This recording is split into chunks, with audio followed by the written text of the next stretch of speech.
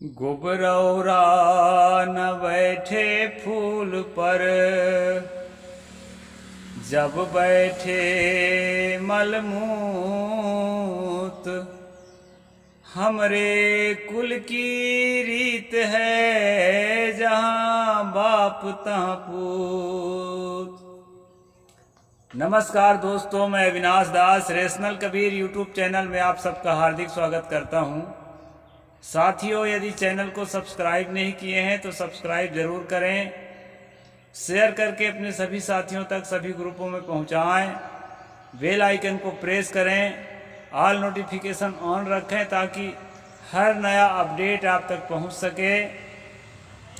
Like और comment जरूर करें दोस्तों। जैसा कि आप जानते हैं, इस चैनल का उद्देश्य किसी भी जाति, धर्म, संप्रदाय या व्यक्ति विशेष को आहत पहुंचाना नहीं है।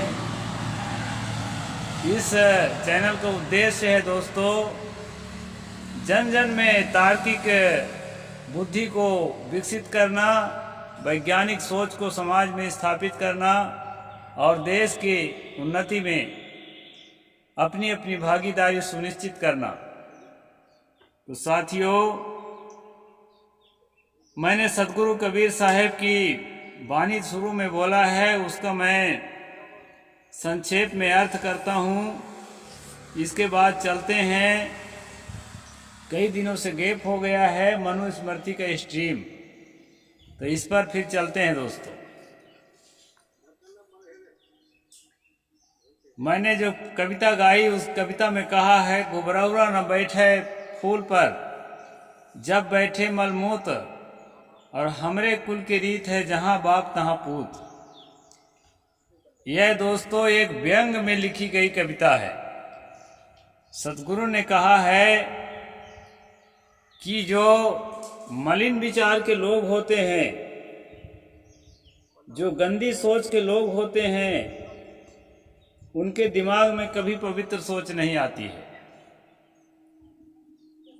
और जो है वो खानदानी रूप से वैसे ही सोचते हैं, दूसरे के लिए भी वैसे, दूसरे को भी खानदानी रूप से बांध के रखना चाहते हैं। स्वयं अपने लिए सोचते हैं कि दुनिया पर राज करना, दुनिया को दबा के रखना और उनको जो है अपने अनुसार चलाना, ये हमारा जन्म सिद्ध अधिकार है। और दूसरे के लिए सोचते हैं दोस्तों कि हम जैसा कहें उसी के अनुसार चलना, जो हम काम सौंपे वही काम करना, अपने से बोलना, सोचना और करना नहीं। यही तुम्हारी जो है नियति है, यही तुम्हारा कर्तव्य है और यही परमात्मा ने तुम्हारे लिए निश्चित किया है। इस तरह की सोच जो है अपने लिए और दूसरे के लिए सोचते हैं दोस्तों। तो इसी पर ये वाणी बनी है कि गुबरौरा न बैठे फूल पर, जब बैठे मलमूत, हमरे कुल की रीत है, जहाँ बाप तहाँ पूत। तो हमरे का मतलब है, ब्राह्मण जो है सोचता है कि हमारे कुल का रीत है कि हम श्रेष्ठता का भाव रखेंगे, और दूसरे के कुल का रीत है कि वो निकृष्टता का भाव रखे।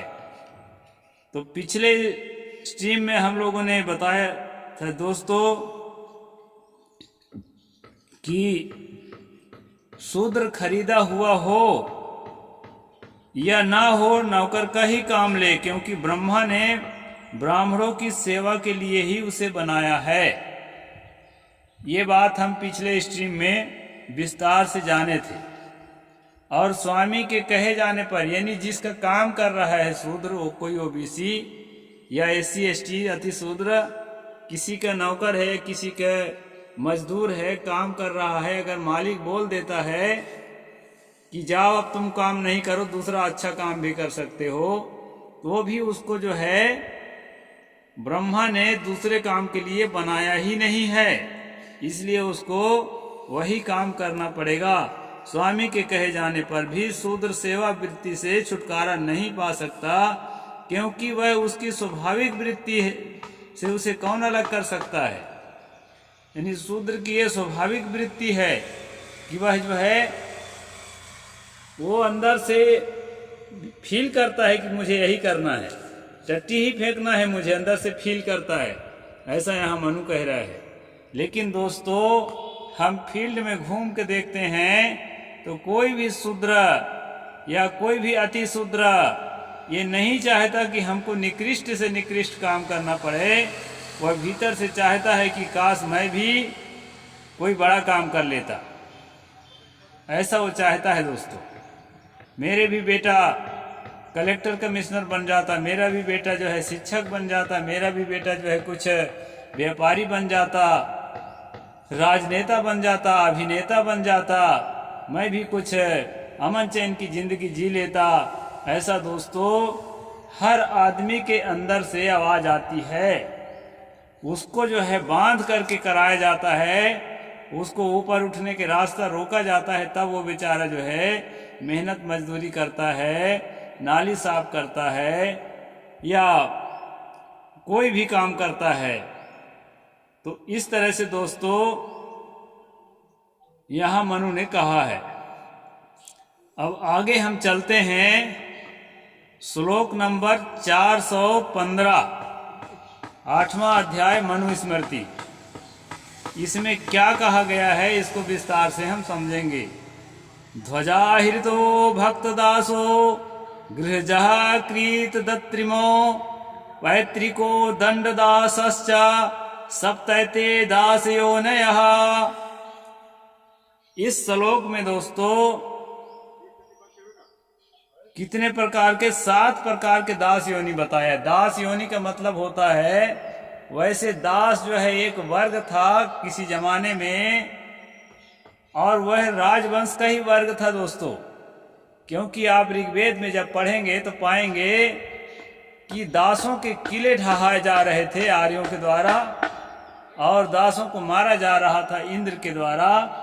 तो जब आर्य भारत में आए हैं तो अपनी बहादुरी लिखे हैं कि दासों के साथ हमने क्या किया, और बाद में उनको अपना नौकर बना लिया। तो दास शब्द से भूल में मत रहना कि दास का अर्थ कोई गुलाम होता है। दास का अर्थ गुलाम होता नहीं था, लेकिन दास का अर्थ गुलाम होने लगा। क्योंकि दासों को जब जीत लिए, लंबे समय से आर्यों के द्वारा जीत लिए गए, तो उनको गुलाम बना दिया गया। तब से दास शब्द का अर्थ गुलाम होने लगा दोस्तों। क्योंकि इसको आप ऋग्वेद में देखेंगे तो आपको स्पष्ट हो जाएगा कि दासों को किले ढहाए जा रहे हैं, दासों को सामूहिक हत्या की जा रही है, और वो दास राजवंश हैं। तो इस प्रकार से यहाँ पर जो मनुस्मृति में जो दास है उसका मतलब है गुलाम। तो गुलाम कितने प्रकार के होते हैं, इसमें 7 प्रकार के गुलामों का वर्णन जो है मनु किए हैं। वो 7 गुलाम के बारे में मैं आपको संक्षेप में बता रहा हूं। युद्ध में विजय प्राप्त होने पर लाया गया। ये देखिए कि जब किसी राजा के साथ जब लड़ रहे थे आर्य लोग, और जब उससे जीत जाते थे तो उसको जो है क्या करते थे, दास को गुलाम बना लेते थे अपना। यानी युद्ध में विजय करके लाया गया।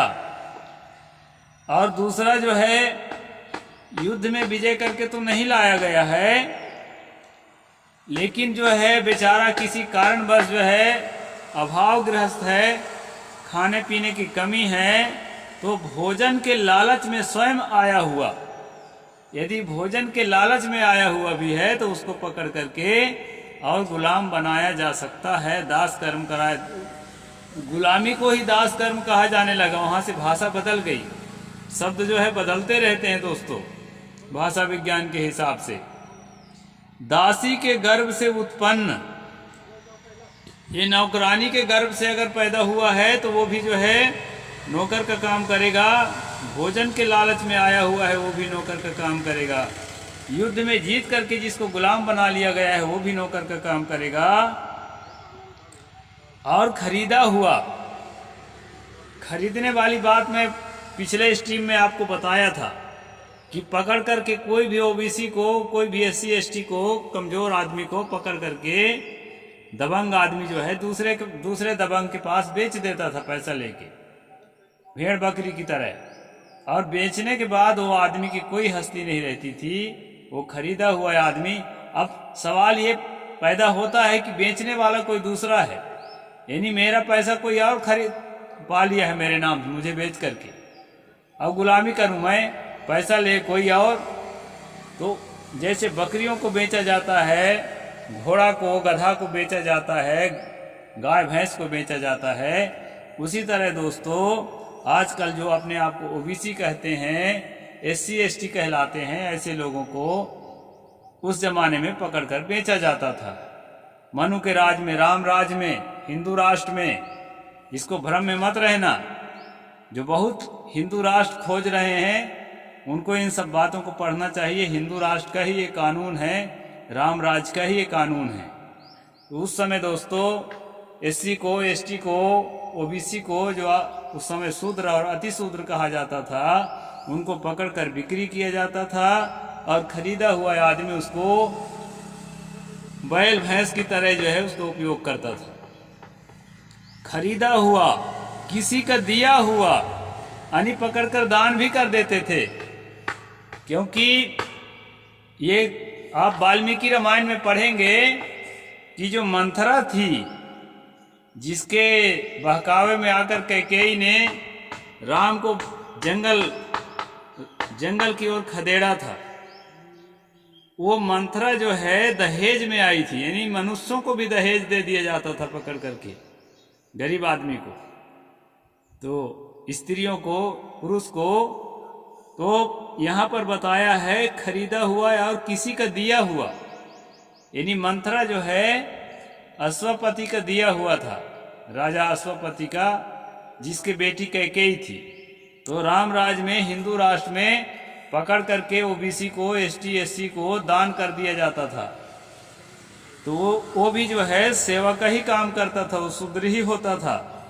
जो बाप दादे से करता आया हो, यानी जिसके बाप दादा नौकर का काम करते आए हैं, उसको भी नौकर का ही काम करना पड़ेगा। जहां बाप तहां पूत। उसको ऐसा नहीं है कि पंडिताई पुरोहिताई करने लगेगा पढ़ लिख के, ऐसा भी नहीं है कि शिक्षक बन के शिक्षा देने लगेगा, कि राज करने लगेगा, कि किसी बड़े पोस्ट में नौकरी करने लगेगा, व्यापार करने लगेगा, ऐसा नहीं है। उसको जो है जो बाप दादा करता आया है, राजा जो है उसको वही काम कराए। इस प्रकार से जो है एक ये है। और आगे और कौन सा होता है दोस्तों? दंड।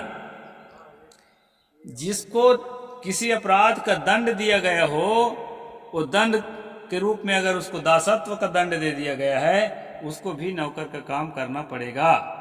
और ऋण चुकाने के लिए आया हुआ दास, अगर वो कर्जा ले लिया है ज्यादा और कर्जा को पूर्ति करने के लिए आया हुआ है, वह आदमी भी जो है नौकर का काम करेगा। इस प्रकार के 7 प्रकार के दास योनि का वर्णन यहाँ मनु ने किया है। तो साथियों, जो लोग ये दंभ के साथ कहते हैं कि कर्म के अनुसार जो है मनुस्मृति में दास जाति होती है, मनुस्मृति में जन्म के अनुसार जाति नहीं होती है, उन लोगों को इस तरह के श्लोकों को पढ़ना चाहिए और पढ़ करके सही बात को समझना चाहिए और समाज को सही दिशा देना चाहिए। कुछ लोग जो है मुझे कमेंट करते हैं कि आप विशुद्ध मनुस्मृति को पढ़ के सुनाइए। तो विशुद्ध मनुस्मृति जो है दोस्तों मूल मनुस्मृति नहीं है, वो दयानंद सरस्वती जी के जो चेले हैं उन्होंने जो है कई चीज़ों को अदल बदल मिलावट करके लिखा है, इसलिए वो शुद्ध मनुस्मृति नहीं माना जाता। वो नाम भर विशुद्ध मनुस्मृति है, बहुत सारे श्लोकों को हटा के लिखा गया है और ये जो है सारे श्लोकों को ज्यों का त्यों लिखा गया है दोस्तों। कुल्लूक भट्ट का भाष्य है ये, और जो है कुल्लूक भट्ट का भाष्य सर्वमान्य है। और जो है ज्योतिषाचार्य गणेश दत्त पाठक इसका जो है एक प्रोफेसर, ब्राह्मण प्रोफेसर इसको हिंदी किया है। मैं हिंदी किया हुआ को सुनाता हूँ, अपने मन से कोई भी अर्थ नहीं करता दोस्तों। तो यहाँ जो है इस प्रकार से यहाँ बताया गया है कि किस प्रकार से आपको 7 प्रकार के जो है शूद्र होते हैं और ये सातों प्रकार के लोग जो है गुलामी का काम करते हैं और करना ही पड़ेगा, ऐसा जो है मनु का आदेश है। अब यही आदेश राम राज्य जिसको कहते हैं उसमें चलता है दोस्तों। भले ही काल्पनिक हो लेकिन वर्णन तो है ही है। और जो है यही आदेश हिंदू राष्ट्र का है। इसलिए जो बहुत ज़्यादा अभिलाषी है हिंदू राष्ट्र का, राम राज्य का, उनको मनुस्मृति पढ़ना चाहिए और अपने साथियों तक भेजना चाहिए इस वीडियो को और सच्ची जानकारी पहुंचाना चाहिए। ये श्लोक नंबर 415 8वां अध्याय मनुस्मृति पृष्ठ नंबर 304 है दोस्तों। ये इस प्रकार से आप इसको देख भी सकते हैं। साहेब बंदगी, जय जोहार, जय भीम, जय भारत।